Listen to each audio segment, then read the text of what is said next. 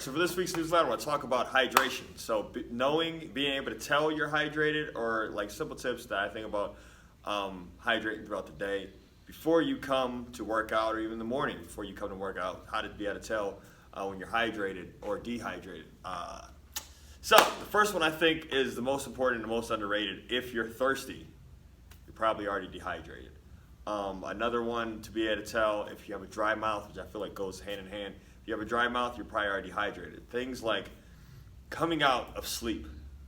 If you have that dry mouth or you feel thirsty, you probably already got dehydrated. More likely than not, you sweat even when you're asleep, or you may have lost hydration throughout there, or it may have been hours. So say if you didn't drink much water before bed and you slept 8 hours, you could be already 10 hours deep without having any kind of hydration. Then you may have an hour before you go work out, something like that. So you get to 11 hours without any kind of hydration. More like it not, you're going to be dehydrated. So before you do a conditioning class or go out for a run or come for a lift or something like that, you gotta want to think about your hydration level before you even do one of those things. The next one would be, kind of goes hand in hand, not remembering the last time you peed and then the color of your urine.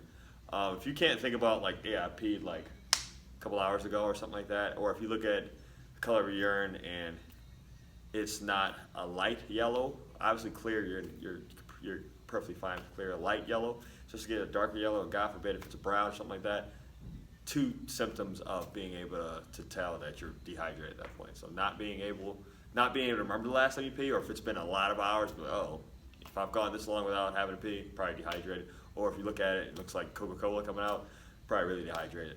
The last two kind of go hand in hand in my head. Headache. If you already have a headache, normally the ones right behind the eye, something like that, probably got out a little hand. I feel like I see that more coming of clients or people coming to class after work. It was more like not they had coffee throughout the day, and that may have been their form of hydration. Or if they had something else to drink besides water and whatnot, and they said, well, by the time they came here, like, it's got this really big headache. How much water did you drink today? I don't know if I drank that much. How much coffee did you drink today? I had a few cups.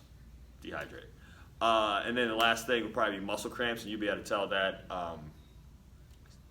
Rarely in the conditioning class we have that issue, but in the strength class we'll kind of have that. You'll have the pulsating, even in weird places like a bicep or a shoulder. Almost every time do you see Nordic curls, and whether it be in the functional strength class or the applied strength conditioning class, if you get that calf cramp, more like it not, dehydrated, being able to tell. So simple things you can do throughout the day is to kind of have every hour, just drink something. So you're basically trying to stay ahead of dehydration. So have a water bottle. I see most people coming here with a water bottle, having a big water bottle, taking on it all day. I think the standard is whatever your weight is. So meeting that half or by one for your weight. So for me, I'm 180 pounds, drinking that 180 ounces, all the way as low as 90 ounces. More for me, I kind of stay to the top end of 180 ounces because I'll break out in sweat pretty much throughout any point in the day. So I normally try to stay on the top end of that. But if you are having like a low day that you're hanging around the house, stuff like that, it's even safe to stay, if you were a 180 pound person, stay roughly around 90 ounces. You can do the same thing with a 150 pound person. So 75 to 150 pounds, 75 to 150 ounces where you roughly want to stay.